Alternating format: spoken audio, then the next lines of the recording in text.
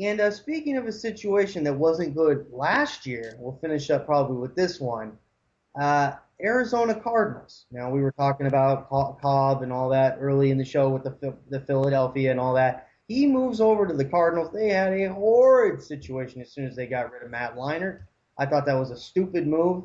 Excuse the language, but I did. I thought it was stupid for them to. If they're gonna, they knew what they had in Leinart.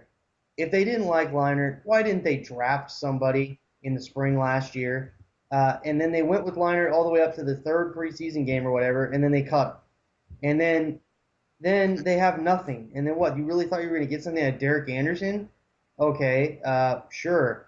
So now he's gone. They give up DRC, I guess a second round pick. They pay Kolb, I think I heard $63 million for a guy that we still really don't know what he really is, and they're paying him like he's this superstar. I mean, you would have thought they were getting, kind of like maybe not Tom Brady, but just a smudge under that, maybe a Ben Roethlisberger or something.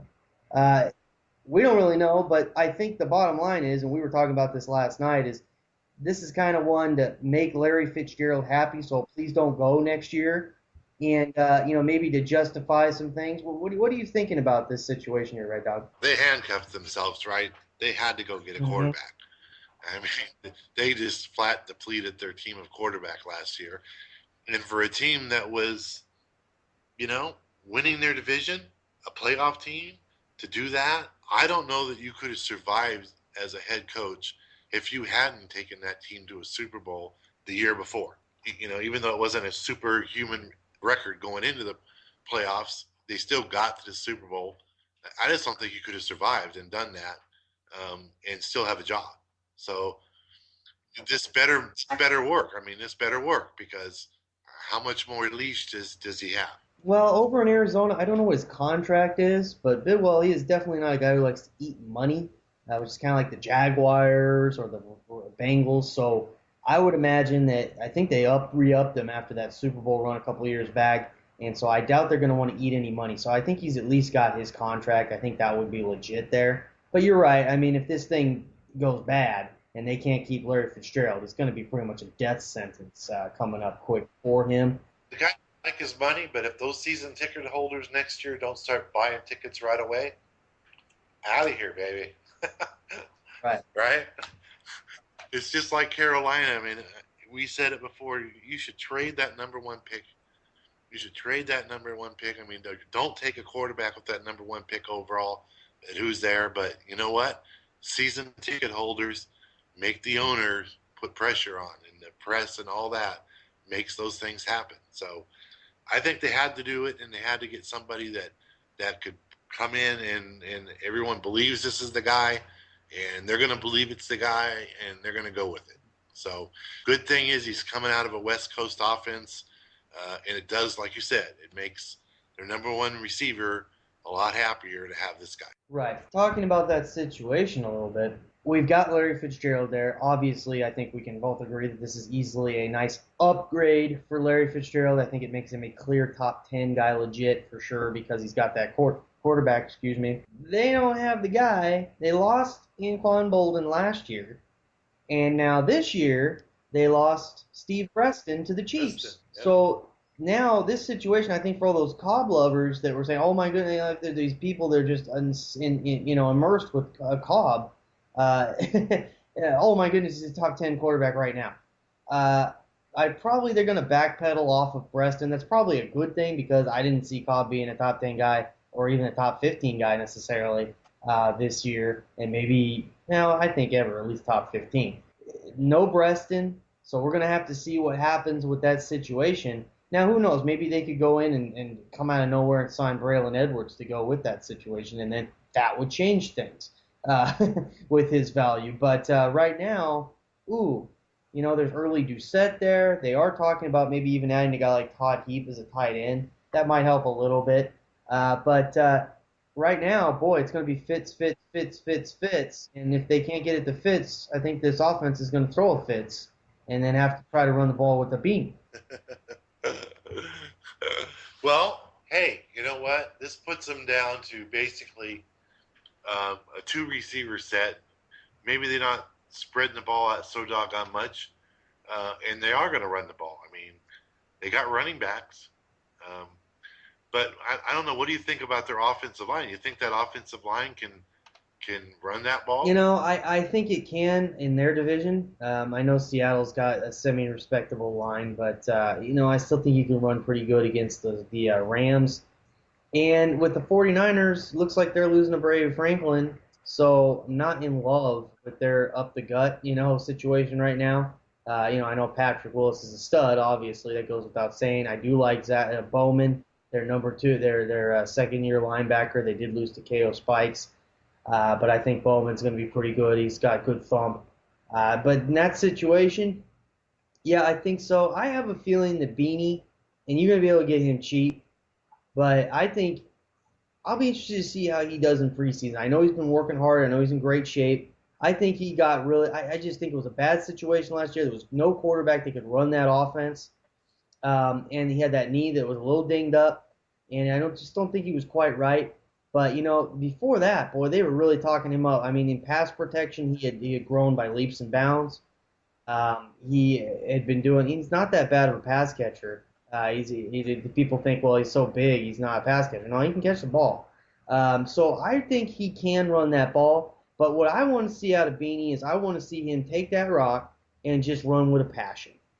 Run with passion, and that'll set the tempo for this line to start having a little bit more belief ability. And then, hey, if Cobb can move this offense a steady pace, that's going to be a big deal. They stay in ball games.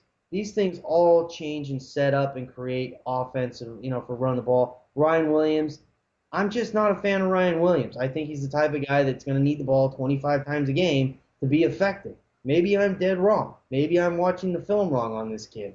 But that's what I think. I'm going to probably have to bring in Matt DeLima, who's a specialist writer for us. If you caught Matt's stuff on here, good guy, good writer. And he'll also write for FDF Toolbox and Roto Experts and things like that,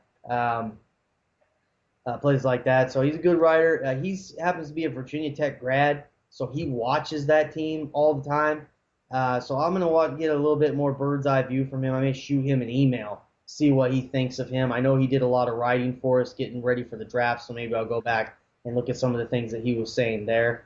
But I don't know. I got a feeling that Beanie has got fire under his butt. I think that was the reason they went out, part of the reason why they went out and got Williams, to see if they could get Wells to, hey, either you do something or you're gone type of deal. So what do you think? I think he can do it. I don't know. I don't know. Do you think there's a possibility there, or do you see that maybe there's just going to be too much of a rotation of this running back, that running back, and the other, and it's just not going to quite work out for anybody?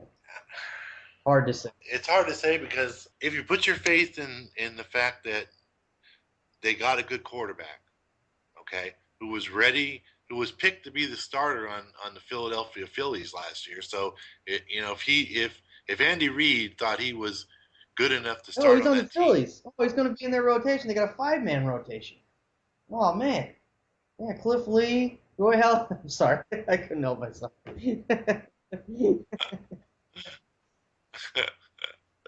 had me going there like, what the heck? But okay, so I'm gonna say that he's gonna bring a good starting quarterback to that team that can throw the ball and hit his number one receiver. And so, yeah, I think at that point, Beanie Wells is a good option. I mean, I certainly would keep an eye on where he's going to be. Um, but you got to see what's going on with Arizona, all the way to your draft and the season starts. It's a team that if they can catch fire early, they were good enough to get to the Super Bowl a couple years ago and win their division, two times in a row? So, they got some talent on the team. They lost their cornerback again. I'm kind of not happy about the way they lose in defensive players the last couple of years. Yeah, But that's a key. That's a good point. That's a good point. They are losing key guys around there. I'm not that thrilled about that as well. Especially in their secondary right now. I was thinking, boy, DRC, Patrick Peterson on the other side. Boy, that's going to be. I would not want to deal with that every year. Boy, that's just going to be really tough for the Niners to try to get past that. And then they do the Niners a favor. They do that division a favor, but I think by getting rid of DRC, I understand that they get Kolb. Man, they had to give up a lot to get Cobb, man. That is just that's a lot. Um, So, right now their secondary is kind of wide open at the cornerback. They picked up Rashard Marshall from the Panthers, but he got burned quite a bit, over there. So, and they got to have a rookie on the other side. Peterson should be really good, but he's not going to be really good this year. So, interesting. I think you're going to be able to take advantage of this team, the passing game, for sure. So that means this team may have to put up some offense this year to win games.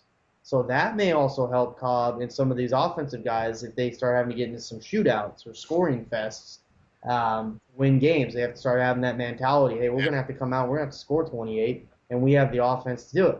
So yeah, offensive line is going to be key here. Um, it's going to be an interesting situation. I think they have a good shot to win this division, but don't be surprised if the Rams have made some decent moves this free agency to add on to what they've had. I think that's a team that is still going to be a team to watch out for as Sam Bradford continues to mature and become the top quarterback in this. That's going to be a situation this year. This may be the last year that Sam Bradford is still going through this learning curve, but by next year, we'll really start to watch out for him. And so that's the situation. I did want to touch just